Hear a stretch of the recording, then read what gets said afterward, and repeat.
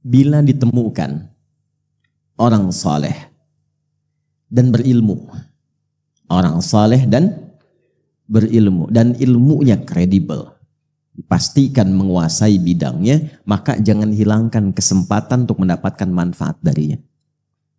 Ini ada misalnya para kiai atau habaib atau ustadz-ustadz, kita tahu ilmunya bagus, kredibel, mengajar di satu tempat, silahkan ambil manfaatnya.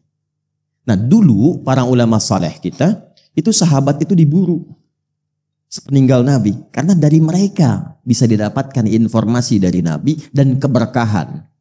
Yang mahal itu berkahnya. Ya, itu yang mahal. Berkah itu ziyadatul khair, bertambah nilai kebaikannya. Ya, contoh begini. Ada kesan di para ulama kita, dan ini riwayatnya tersambung. Kalau sedang gelisah itu seringkali di antara ulama pun cari ulama lain yang terlihat lebih soleh. Cuman untuk datang melihat wajahnya saja. Setelah itu pulang lagi. Jadi melihat orang baik itu auranya sudah berbeda. Kadang-kadang cuman kita lihat saja, tenang hati kita itu. Ya, makanya Nabi sering berpesan kan. Ya, ada orang-orang yang ketika kita lihat wajahnya itu kita ingat Allah, kita ingat akhirat. Itu kan? Ada orang yang kalau kita lihat kita ingat utang, langsung pergi lagi. Baik.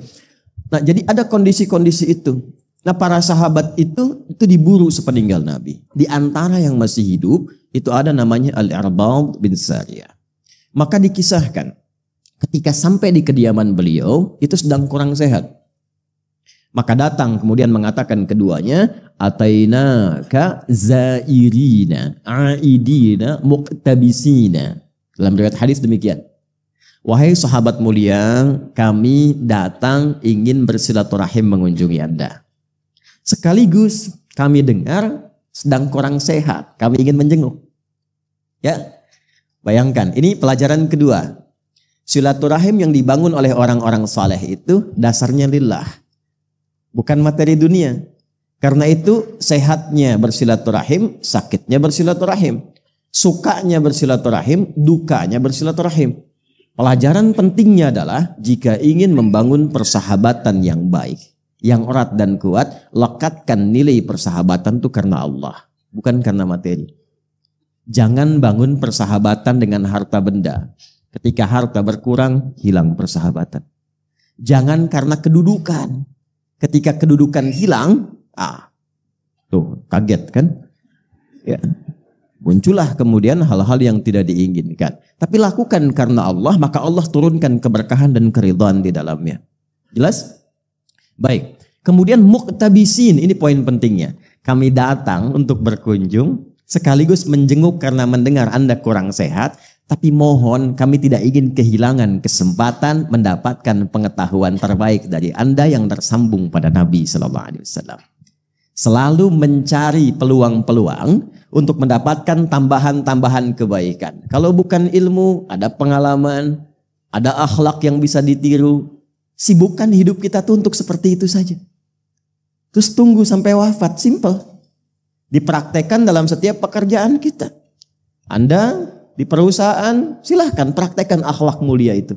Kedisiplinan, kejujuran, kebaikan. Dibawa ke rumah tangga, praktekkan. Sesuai dengan profesinya, tunggu ajal datang. Selesai. Baik, lantas apa jawaban sahabat Al-Irbad? Ini dasar kita. Faqala radhiyallahu ta'ala anhu, kemudian beliau merespon. Tolong di highlight kalimatnya, jazakallahu khair. Shalla bina Rasulullah sallallahu alaihi wasallam. Satu kali kami berjamaah bersama Rasulullah sallallahu alaihi wasallam, beliau mengimami kami. Thumma aqbala alaina. Setelah selesai sholat itu, beliau menghadap ke arah kami. Fawa'adhana mau'izatan balighah. Lantas beliau memberikan pesan yang sangat dalam sekali. Sebagian komentar dari beberapa sahabat, seakan kami merasa pesan ini pesan perpisahan dari Nabi SAW. Jadi ini di antara hadis yang disampaikan Rasulullah menjelang wafatnya. Dan ini di antara pesan terkuat. Ya, karena itu kalimat nabinya nanti saya ingin berikan wasiat. Nih, saya kasih gambaran gini ya, ilustrasinya. Saya tanya antum ya, kalau ibu sakit ya dengan ibu sehat, Ibu saat sehat kasih nasihat didengar tidak? Oh, kenapa jawabnya pelan? Ibu sedang sehat kasih nasihat didengar tidak? Oh, terjadi perbedaan pendapat. Nah, nanti jangan lupa tahajud ya. Iya, mah kemarin juga tahajud. Tenang aja. Yang kedua, ibu sudah pakai infus, tabungnya 2. Nafas sudah sesak. Anda jenguk ke rumah sakit, ibu bilang, nanti tahajud ya nak. Ya, ingat sama mama ya. Gitu respon Anda bagaimana? Iya mak, insya Allah. Ya kan? Lebih kencang lagi. Nah, pesan yang diberikan oleh orang menjelang wafatnya, kenapa disebut dengan wasiat?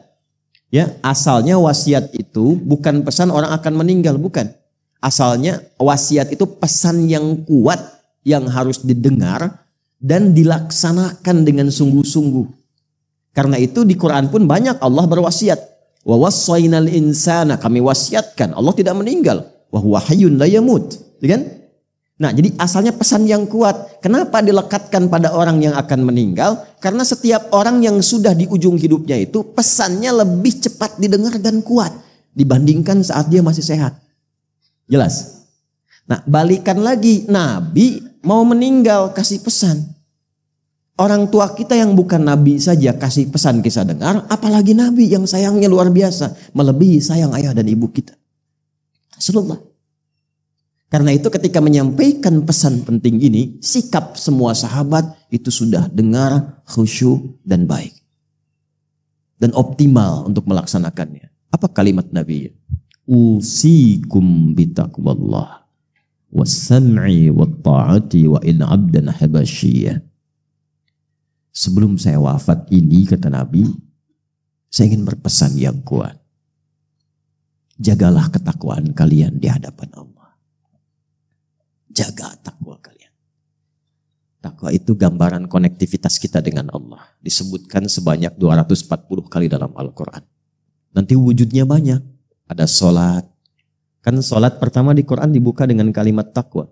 Dzanikal kitabu la raiba fihi hudal lil alladzina yu'minuna bil ghaibi wa yuqimunas. Ini kalau pesannya mau simpel, nggak usah terlalu banyak disebutkan.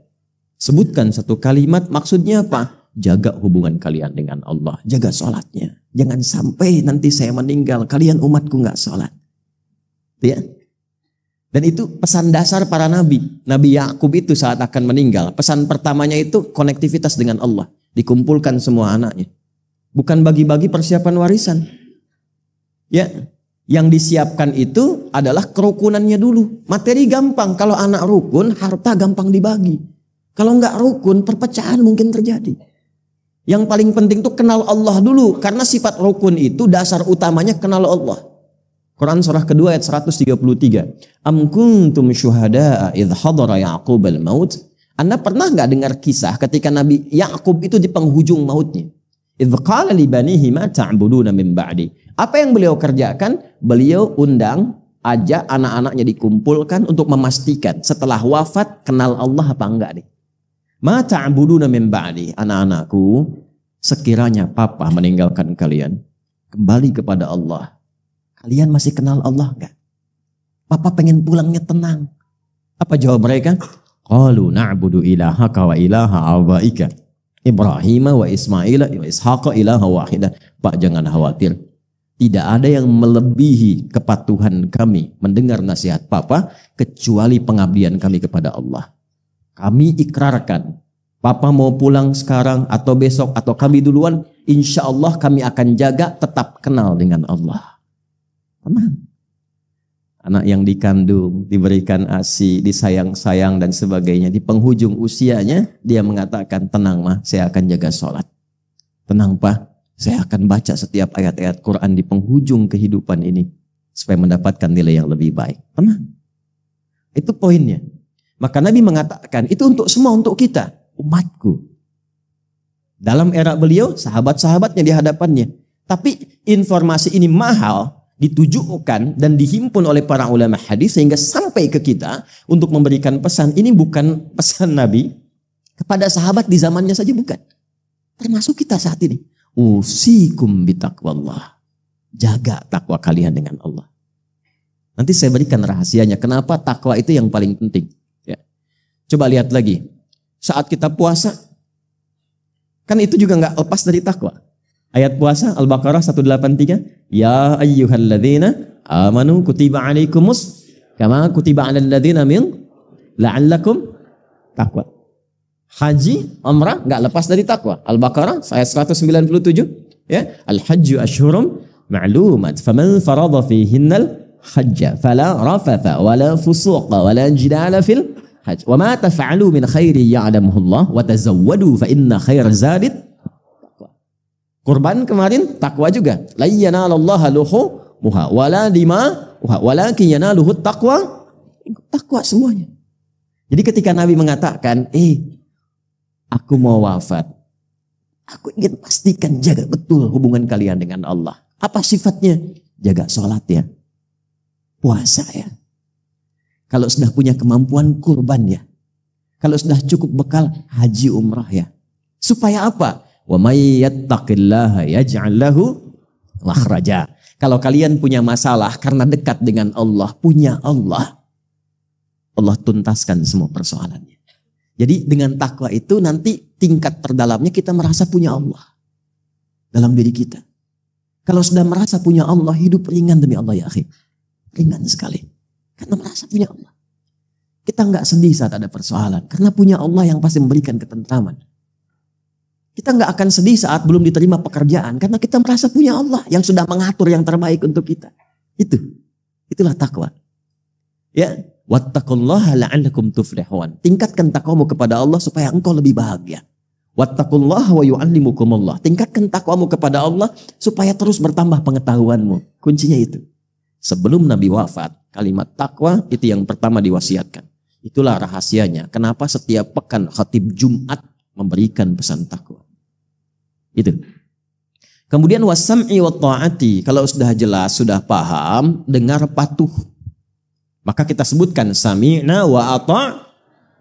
Bukan sami'na wa nanyaina. Kami dengar, kami konfirmasi. Ya.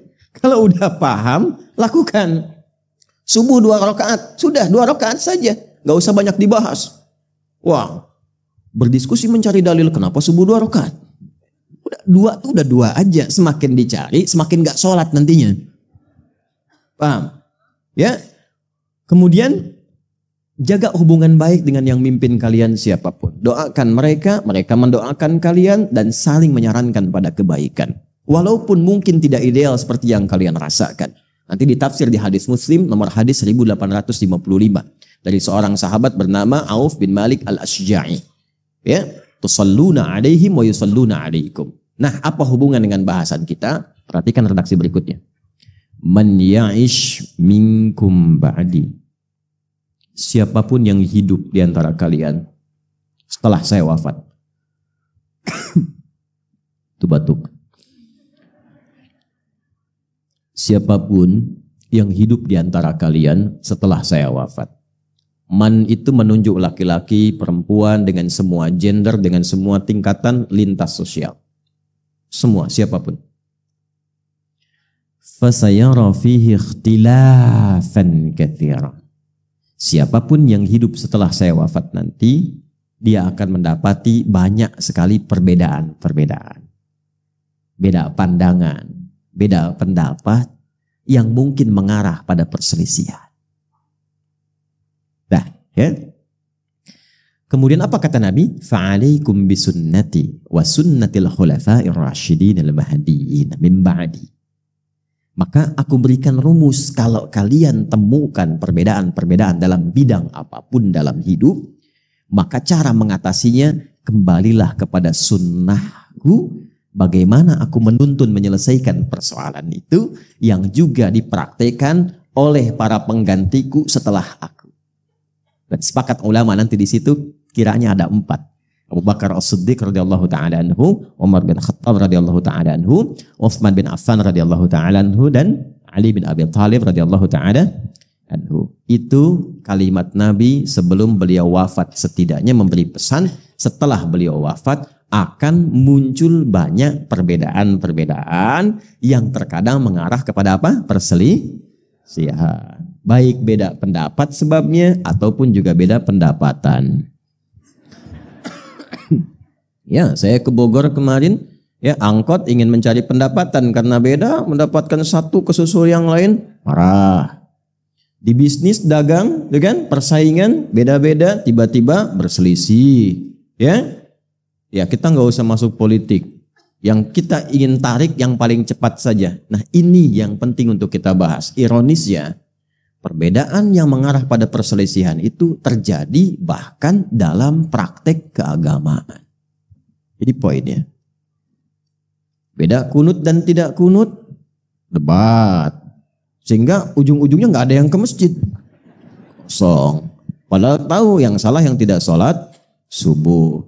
Beda baca bismillah, apakah keras ataukah silent, ribut kan? Ya dan seterusnya. Dan sekarang lebih parah lagi.